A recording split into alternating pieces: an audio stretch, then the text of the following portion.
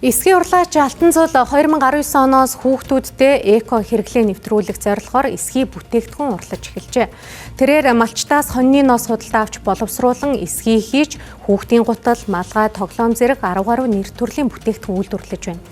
Мөн гэртээ хүүхдээ асардаг ээжүүд болон цэцэрлэгийн багш нар чиглэсэн үйл ажиллагаатай эрхэм урлангаа ажиллуулж байна. Алтан цул анх хүүхдүүдэд доороос нь дааруулахгүй байх үүднээс эсгий гутал хийдэг байжээ.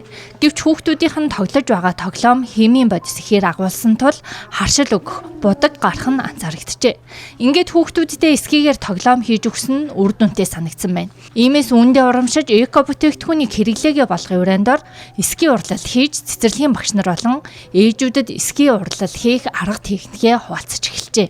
Гол хийж эхэлсэн шалтгаан нь болохоор хүүхд одоо бид нар пластик хэрэглээгээс салаад энгийн эко хэрэглээ рүү одоо орж эхлэдэг байгаа шүү дээ. Тэр утгаараа хүүхдэд доороосоо жинтэхгүй чийг татахгүй одоо хүүхдийн машины суудал дээр ч гэсэн хүүхдийн эсгийн суудал албагаа хийгээ тавилаа гэхэд хүүхд хөлөрдөггүй те одоо нэг цаг гарan машин дотор суугаа явахаар хүүхдийн карсет одоо хүүхдийн суудал машины суудал ямар их хүүхдийг хөлөрдөг гэлээ тэр нэрээс санаа аваад ер нь бол хүүхдийн тал руугаа илүү төлөвлөгөө ажиллая.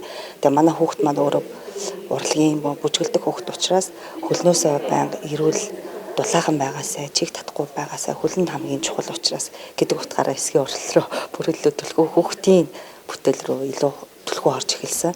Эсгийн бүтээгдэхүүн нь хүүтэнд дулаанд сэрүүн шин чанартай төдийгүй амьсгалдаг.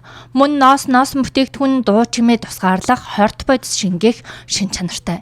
Иймээс өдөр тутамдаа эсгийн бүтээгдэхүүн ашиглах нь эерэг үр дүнтэйг эсгийн урлал судлаач Чансал Дулам хэлж байлаа. Энэ бол эсгийн хоньны ноос монголчуудын одоо ер нь л өв уламжлалын нүүдэлчин монголчуудын гол одоо бүтээгдэхүүн гэж үздэг. Эсгий чинь болохоор ер нь халуунд халдаггүй ноос бүтээгдэхүүнүүд хүйтэнд хүрдэггүй. Хүүхдэд бол маш ээлтэй. Хүүхд ер нь ингээд эсгийн дээр хөвтөд дулаахан биед нь эвтэй байдаг учраас ер нь их дуртай байдаг. Тоглоом байсан ч гэсэн одоо тоглоод биед нь ямар ч хоргүй зөөлн тийм ээ ямар ч тийм одоо хими янз бүрийн урал явагдахгүй тийм өөрт нь зөөлн дулаан маш ихтэй байдаг учраас хүүхдүүд аюу дуртай байдаг.